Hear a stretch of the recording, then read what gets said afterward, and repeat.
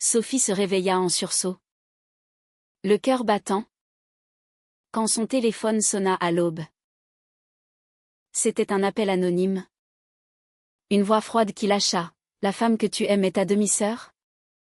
Née du même ventre. Le monde de Sophie s'effondra instantanément, transformant son amour passionné en un gouffre d'horreur et de confusion insurmontable. Dès les premières lueurs du jour filtrant à travers les volets de son appartement parisien, Sophie sentit que quelque chose avait irrémédiablement changé. Elle fixa le plafond, les larmes coulant silencieusement sur ses joues, repensant à la veille au soir où elle avait embrassé Élise avec une ferveur qu'elle n'avait jamais connue.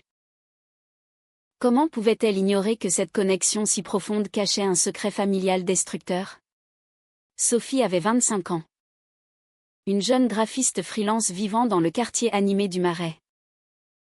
Elle avait toujours été discrète sur sa vie personnelle, préférant se concentrer sur son travail et ses amis proches. Sa mère, Marie, une professeure d'histoire à la retraite, vivait seule à Lyon depuis le divorce d'avec son père quand Sophie était enfant. Marie avait eu une vie compliquée, marquée par des relations tumultueuses, mais elle n'avait jamais mentionné d'autres enfants. Sophie grandit dans l'idée qu'elle était fille unique, élevée dans un environnement stable mais émotionnellement distant. C'est lors d'une exposition d'art contemporain à la Galerie Lafayette que Sophie rencontra Élise pour la première fois. Élise, 28 ans, était une avocate spécialisée en droits humains, avec un charisme qui illuminait la pièce. Ses cheveux noirs coupés courts encadraient un visage aux traits fins, et ses yeux noisettes pétillaient d'intelligence. Elles se heurtèrent presque littéralement près d'une installation lumineuse, et le courant passa immédiatement. Désolée. Je suis maladroite quand je suis fascinée, avait dit Élise en riant, tendant la main. Sophie, captivée par ce sourire, répondit, pas de souci. C'est moi qui étais distraite. Leur conversation s'étendit rapidement au-delà de l'art. Elles parlèrent de la vie à Paris, des défis des carrières créatives versus juridiques, et de leurs rêves inavoués. Sophie se sentit comprise comme jamais. Élise partageant ses frustrations sur la société française encore imprégnée de conservatisme malgré les avancées légales sur les droits LGBT. On a le mariage pour tous. Mais les regards en coin persistent, confia Élise. Sophie hocha la tête, sentant une connexion naissante. Les semaines suivantes, elles se revirent souvent. Des cafés en terrasse aux promenades le long de la Seine. Leur amitié se transforma en quelque chose de plus profond. Sophie, qui avait toujours su qu'elle était attirée par les femmes mais n'avait eu que des relations éphémères, trouva en Élise une partenaire qui la chalanguait intellectuellement et émotionnellement. Leur premier baiser eut lieu sous un pont illuminé. Un moment de pure vulnérabilité. Je n'ai jamais ressenti ça, murmura Sophie. Élise répondit, moi non plus. C'est comme si on se connaissait depuis toujours. Mais ce sentiment de familiarité n'était pas anodin. Sophie commença à remarquer des similitudes étranges, une façon identique de plisser les yeux quand elle réfléchissait. Un rire similaire qui résonnait de la même manière. Elle les balaya comme des coïncidences, préférant se plonger dans cette romance naissante. Élise, de son côté, semblait tout aussi investie, parlant peu de son passé familial. Elle mentionna vaguement une enfance à Marseille avec un père absent et une mère qu'elle voyait rarement. Ma famille est compliquée, dit-elle un soir, évitant le sujet. La pression sociale commença à se faire sentir. Sophie n'avait pas encore parlé de sa relation à sa mère. Marie, bien que libérale en apparence, avait des idées traditionnelles sur la famille. Je veux des petits-enfants un jour, disait-elle souvent lors de leurs appels. Sophie redoutait la conversation, craignant le rejet. Chez Élise. C'était pire, sa famille adoptive, conservatrice, ignorait tout de son orientation. Il pense que je suis juste célibataire endurci, avoua-t-elle. Un soir, lors d'un dîner chez Sophie, la tension monta. Elle parlait de l'avenir, de voyager ensemble. Quand Élise posa une question innocente, « Parle-moi de ta mère. Elle semble importante pour toi. » Sophie décrivit Marie. Son métier. Son divorce. Élise pâlit légèrement. Marie? Comme Marie Dupont? Sophie rit, oui. Pourquoi? Élise secoua la tête, rien. Un nom commun. Mais Sophie nota l'hésitation. Un premier craquement dans leur idylle. Le lendemain, Sophie reçut un message anonyme, une photo ancienne de Marie tenant un bébé. Avec une note, demande-lui la vérité. Intriguée et inquiète, elle appela sa mère. Marie. Après un long silence. Avoua, j'ai eu une fille avant toi. Donnée à l'adoption. C'était une erreur de jeunesse. Sophie. Choquée. Demanda des détails. Marie refusa d'abord. Puis céda, elle s'appelle Élise maintenant. Le monde bascula. Sophie confronta Élise, qui admit avoir soupçonné quelque chose après avoir vu une photo de Marie sur le téléphone de Sophie. J'ai fait des recherches, dit Élise. Les larmes aux yeux. Mais je t'aime trop pour arrêter. Leur amour, si pur, était maintenant entaché d'un tabou insurmontable. Sophie se sentit trahie. Non par Élise, mais par le destin et les secrets familiaux. Les jours suivants furent un tourbillon d'émotions. Sophie alternait entre rage et désespoir, questionnant chaque moment passé ensemble. Était-ce de l'amour ou une connexion sanguine déguisée? Elle évita Élise, se réfugiant dans son travail. Mais les souvenirs la hantaient. La société française, avec ses normes rigides sur la famille, amplifiait son tourment. Qu'est-ce que les gens diraient, se demandait-elle. Finalement, elle accepta de rencontrer Élise dans un café. On ne peut pas continuer, dit Sophie, la voix tremblante. Élise pleura, mais on n'a pas choisi ça. C'est la vie qui nous a piégés. Leur séparation fut déchirante. Un sacrifice pour préserver leur sanité. Sophie rentra chez elle. Brisée. Mais avec une nouvelle résolution, affronter sa mère et ses propres démons. Les semaines après la révélation furent un enfer pour Sophie.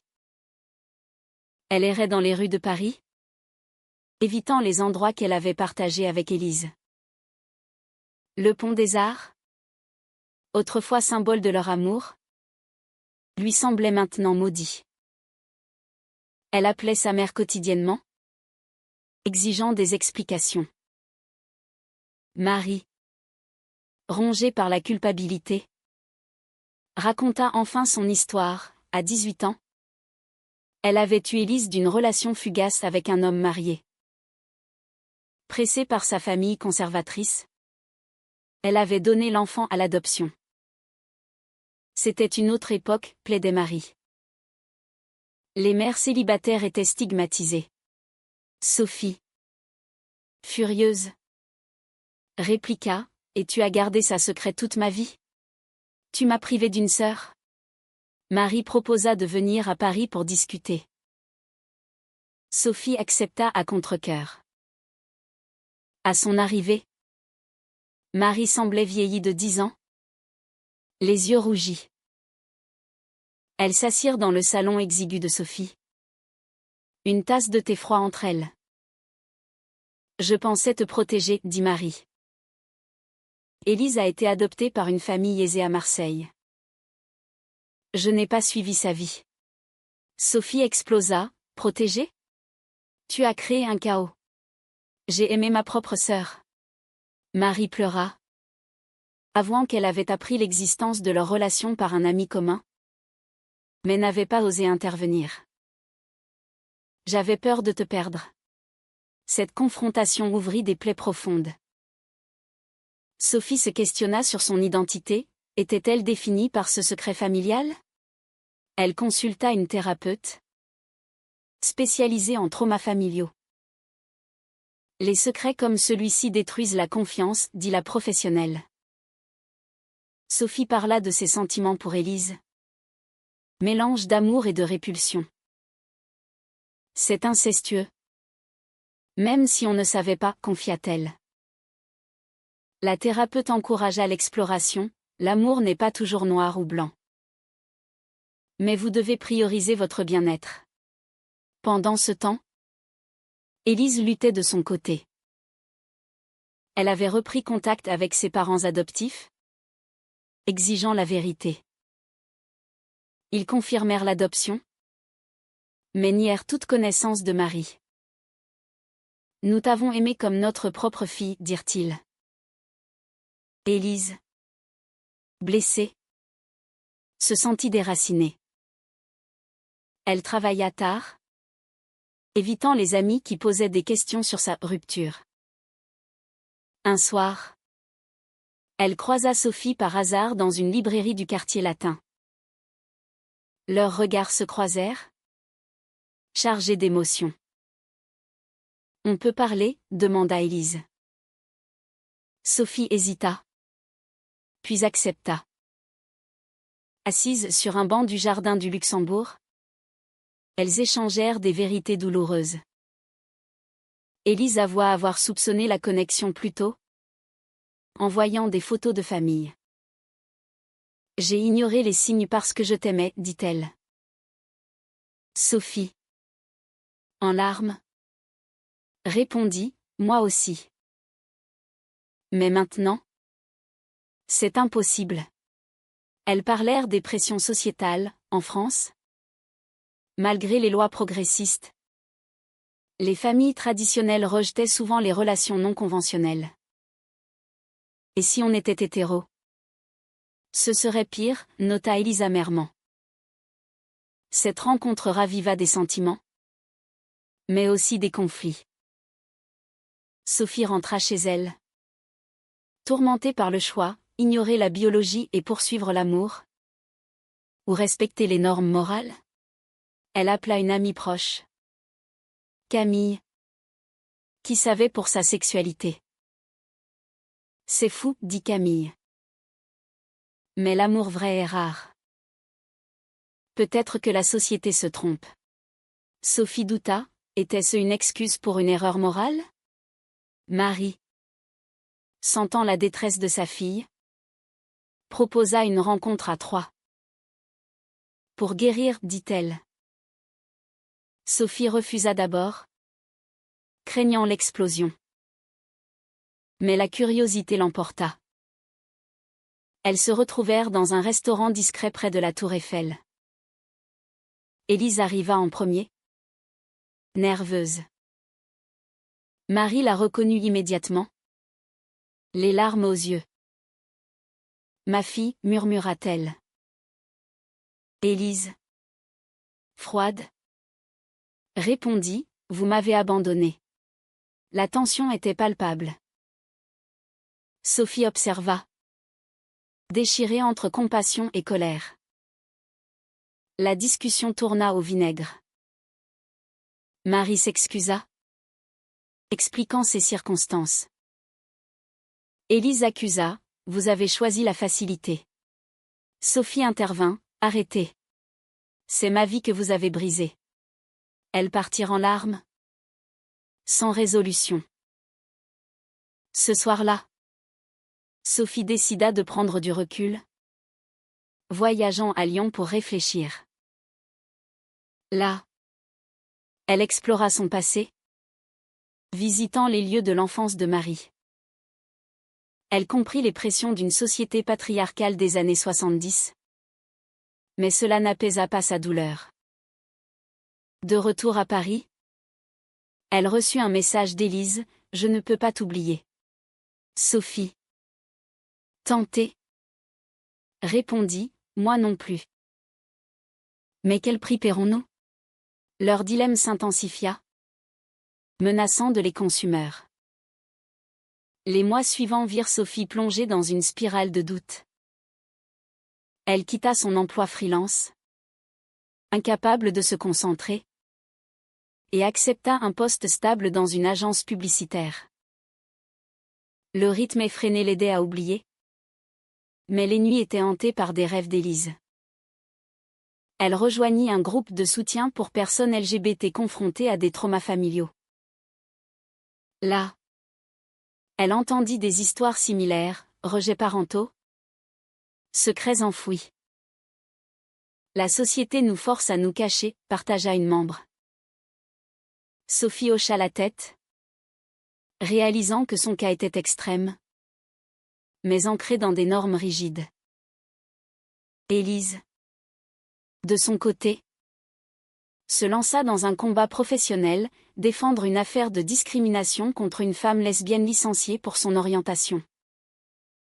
Cela lui donna un but, canalisant sa rage. Mais en privé, elle luttait. Elle consulta un généalogiste pour confirmer les liens biologiques, espérant une erreur. Les résultats confirmèrent: même mère, père différent. C'est irréversible, pensa-t-elle. Elle contacta Sophie sporadiquement. Des messages neutres qui masquaient son désir. Un jour, Marie tomba malade. Un cancer détecté tôt. Sophie se précipita à Lyon. Assise au chevet de sa mère, elle confronta les mensonges passés. « Pourquoi ne pas m'avoir dit ?» demanda-t-elle. Marie, faible, répondit: « J'avais honte. Mais maintenant, je veux réparer. » Elle proposa d'inviter Élise. Sophie, après réflexion, accepta.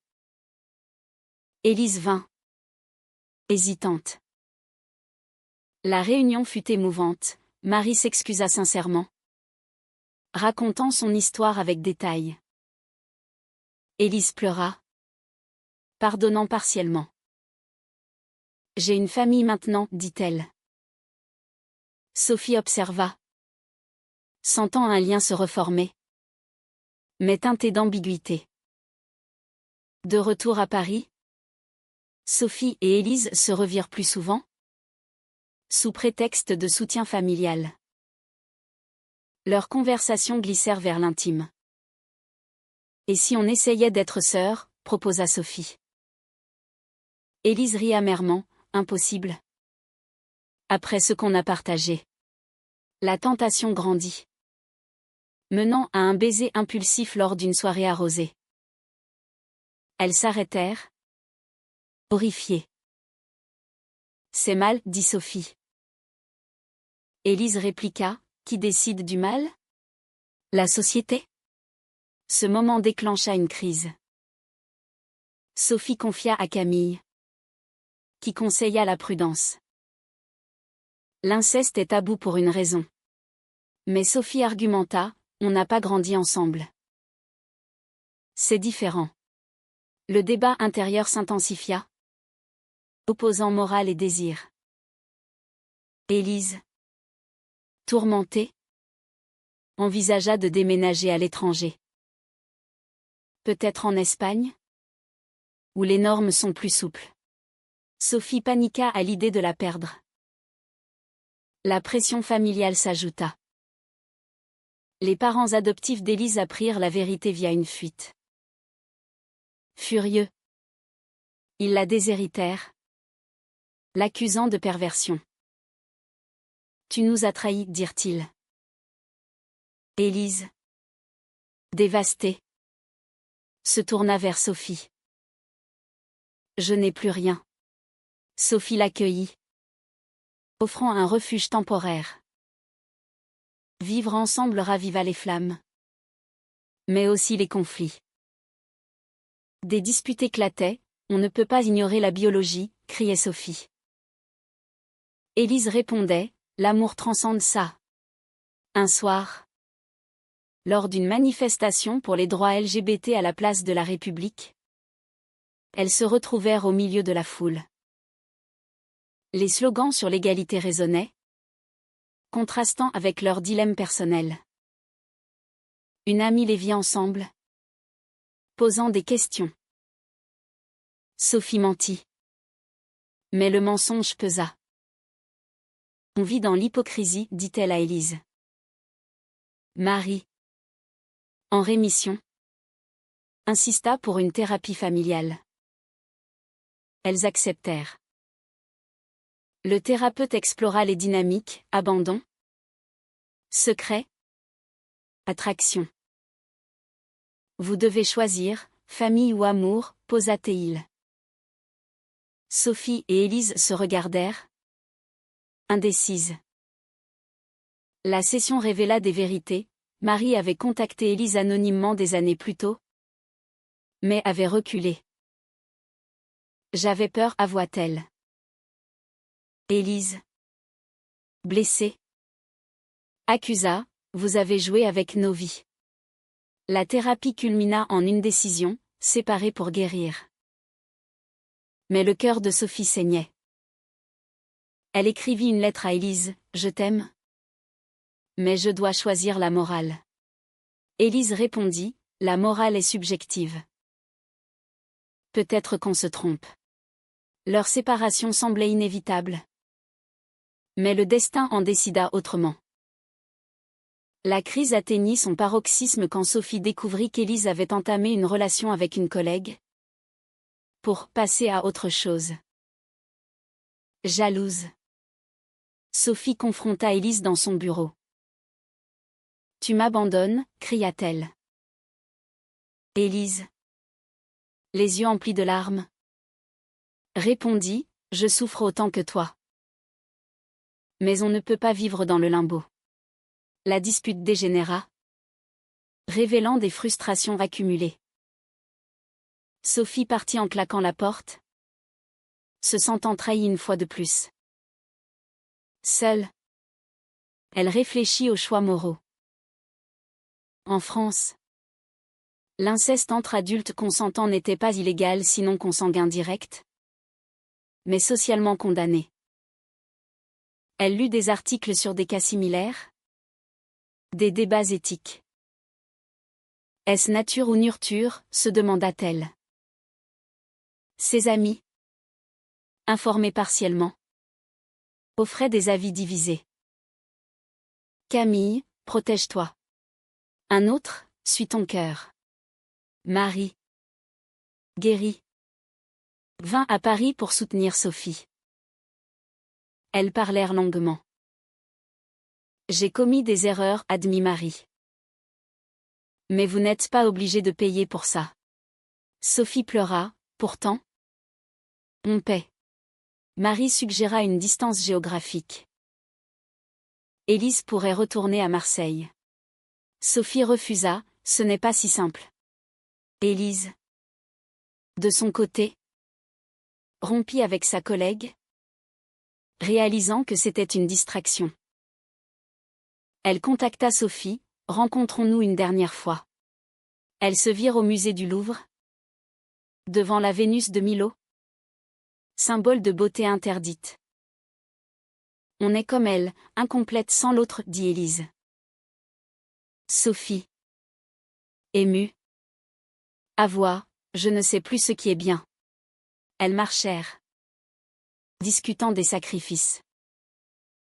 La société nous juge, mais on s'aime, argumenta Élise. Cette rencontre mena à une nuit de confession. Sans franchir la ligne physique, elles parlèrent de leur peur, rejet social, perte d'identité. Élise révéla avoir été harcelée à l'école pour son orientation. Ça m'a rendue forte, mais vulnérable. Sophie partagea ses doutes sur sa sexualité, amplifiés par ce chaos. Peut-être que je ne mérite pas l'amour.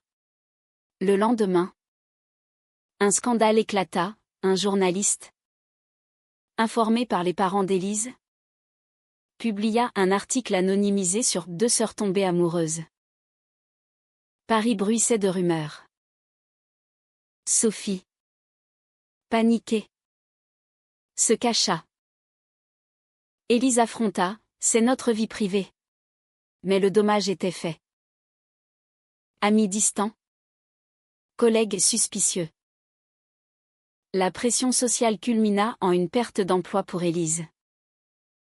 Discrimination déguisée, ragea-t-elle. Sophie, solidaire, proposa de l'aider financièrement. On affronte ça ensemble. Mais Marie intervint, arrêtée avant que ça ne détruise tout. Une dispute familiale éclata. Marie accusant Élise d'égoïsme. Élise partit. Blessée. Sophie, déchirée, choisit de soutenir Élise, trahissant partiellement sa mère. C'est ma sœur. Et plus, dit-elle. Les semaines devinrent un combat pour la survie. Elles déménagèrent ensemble dans un appartement discret à Montmartre, sous prétexte de sororité. Mais la tension sexuelle et émotionnelle grandit. Un soir, après une dispute sur l'avenir, elles cédèrent presque, s'arrêtant au dernier moment. On paie le prix de l'interdit, murmura Sophie. Élise répondit, peut-être que le prix en vaut la peine. La thérapie reprit, avec des progrès lents. Le thérapeute posa des questions dures. Qu'est-ce qui définit une famille? Sophie réfléchit, réalisant que l'amour pouvait exister sous multiples formes. Mais la société n'était pas prête. Elles décidèrent d'une séparation temporaire. Élise irait à Lyon chez Marie. Pour reconstruire. Pour guérir, dirent-elles. Sophie, seule à Paris, affronta les regards. Elle rejoignit des associations LGBT, militant pour l'acceptation. Nos histoires comptent, dit-elle lors d'un panel. Cela lui donna force. Mais le vide persistait. Élise, à Lyon, se rapprocha de Marie, pardonnant graduellement. Tu es ma mère, dit-elle. Mais elle manquait Sophie. Un appel inattendu changea tout. Marie, sentant sa fin proche malgré la rémission, insista pour une réunion finale. Avant qu'il ne soit trop tard. La réunion eut lieu dans la maison de Marie à Lyon. Un après-midi ensoleillé. Sophie arriva en premier. Nerveuse. Élise suivit. Les yeux baissés. Marie, affaiblie mais déterminée, les fit asseoir. J'ai caché la vérité pour vous protéger. Mais ça vous a blessé. Elle raconta des détails oubliés, sa jeunesse rebelle, la pression familiale, le regret éternel. Élise, je t'ai aimé de loin. Élise, émue, prit sa main. Sophie observa, sentant un lien se former. La conversation tourna vers leur relation. Je ne juge pas, dit Marie. Mais pensez aux conséquences. Sophie argumenta, l'amour n'est pas un choix. Élise ajouta, la société évolue. Pourquoi pas nous? Marie sourit tristement, parce que certains tabous persistent pour une raison. Elles débattirent des heures, explorant éthique, biologie, société. Sophie admit, j'ai peur du jugement. Élise répondit, moi aussi. Mais ensemble, on est plus forte. Marie proposa une solution, reconnaître leur lien sororal publiquement. En ignorant l'amour passé. Devenez une famille. Mais Sophie refusa, ce serait un mensonge. Élise acquiesça. La tension monta. Culminant en une décision collective, elles vivraient leur vérité. Quel qu'en soit le prix. On déménage à l'étranger, suggéra Élise. En Canada, où l'acceptation est plus grande. Sophie hésita, et laissait tout derrière? Marie, sentant la faim, bénit leur choix. Suivez votre cœur. Elle mourut paisiblement des semaines plus tard, laissant un héritage de secrets et de pardon. Sophie et Élise, unies dans le deuil, affrontèrent le monde. Elles firent face aux critiques, familles éloignées, amis perdus. Mais leur amour, forgé dans l'adversité, grandit. Elles militèrent pour les droits des familles non traditionnelles, partageant leur histoire anonymement. L'amour défie les normes, disait-elle. À Paris, elles reconstruisirent leur vie, Sophie reprit le graphisme, Élise le droit. Elles adoptèrent un mode de vie discret, mais authentique. Les conflits intérieurs persistèrent, doutes moraux, peur sociétale. Mais chaque jour, elles choisissaient l'autre. Le prix est élevé, dit Sophie un soir, enlacée avec Élise. Mais la récompense l'est plus. Des années plus tard, leur histoire inspira d'autres.